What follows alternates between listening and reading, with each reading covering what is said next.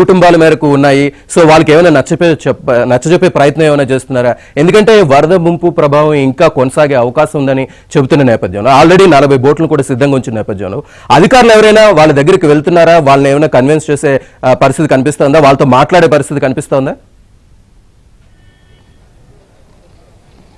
శ్రీనివాస్, నిన్న 8 లక్షల క్యూసెక్కులు వరద వచ్చినప్పుడే లంక గ్రామాలకు వెళ్లి కలెక్టరు, ఎస్పీ, మండల స్థాయి అధికారులతో పాటు వేమూరు ఎమ్మెల్యే నక్కానందబాబు కూడా ప్రతి లంక గ్రామాలకు వెళ్లి ప్రజలంతా ముందుగానే గ్రామాల్లోకి నీరు రాకముందే పునరావాస కేంద్రాలకు రావాలని చెప్పి విజ్ఞప్తి చేశారు, చాటింపులు వేశారు. పలు గ్రామాలకు వెళ్ళి స్వయంగా ఇళ్లకు వెళ్లి కొంతమందిని బతిమలాడిన పరిస్థితి అయితే ఉంది. అయితే ఇటీవల కాలంలో ఇన్ని లక్షల వరద రాలేదు. 7-8 లక్షల వరద వస్తే తమ గ్రామాల్లోని పంటలు మాత్రమే మునిగిపోయాయి తప్పితే గ్రామాలు మునిగిపోయిన పరిస్థితి ఎప్పుడో 1999లో జరిగింది. కాబట్టి ఆ స్థాయి నీరు రాదు అనే ఒక భరోసా ధైర్యంతోనే మొండి ధైర్యంతోనే గ్రామస్తులు ఎవరు కూడా లంకలు వీడి బయటికి వచ్చేందుకు సిద్ధంగా లేరు. కొంతమందిని బలవంతంగా లోతట్టు ప్రాంతాల్లో ఉన్న కొంతమంది పాకాల్లో పూరీలలో ఉన్న వారిని బలవంతంగా పోలీసులు నిన్న కొల్లూరులోని పునరావాస కేంద్రాలకు తరలించిన పరిస్థితి అయితే ఉంది. కానీ అధికారులు కానీ ప్రజాప్రతినిధులు కానీ ఎంత చెప్పినా వినకుండా కూడా ప్రజలు అక్కడ ఉన్నారు. గత రాత్రి 10 లక్షలు దాటి ఇప్పుడు 11.5 లక్షల క్యూసెక్కులు వరద ప్రకాశం బ్యారేజీ దిగువకు వస్తున్న నేపథ్యంలో మరోవైపు అరవింద వారధి మీద గురించి కూడా నీళ్లు ప్రవహిస్తున్న పరిస్థితి గతంలో ఎప్పుడూ లేదు.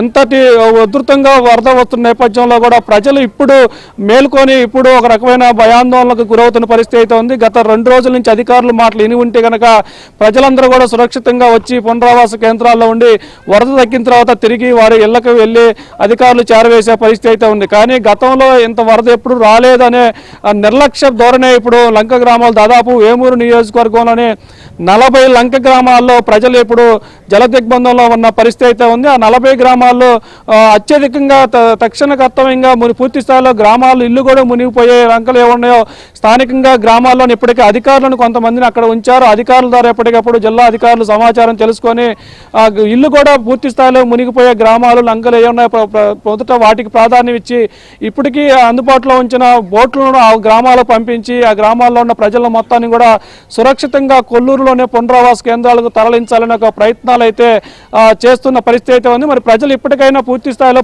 అధికారులకు సహకరించి ప్రాణ నష్టం జరగకుండా బయటికి రావాలంటూ కూడా అధికారులు ప్రజాప్రతినిధులు వేడుకుంటున్న పరిస్థితి అయితే ఉంది. ప్రజలు మరి ఇప్పటికైనా అధికారులకు సహకరించి లంక గ్రామాలను వదిలి బయటకు వస్తారా లేదనేది కూడా మనం వేచి చూడాల్సిన పరిస్థితి ఉంది. Srinivas. Right Sambasivarao, thank you.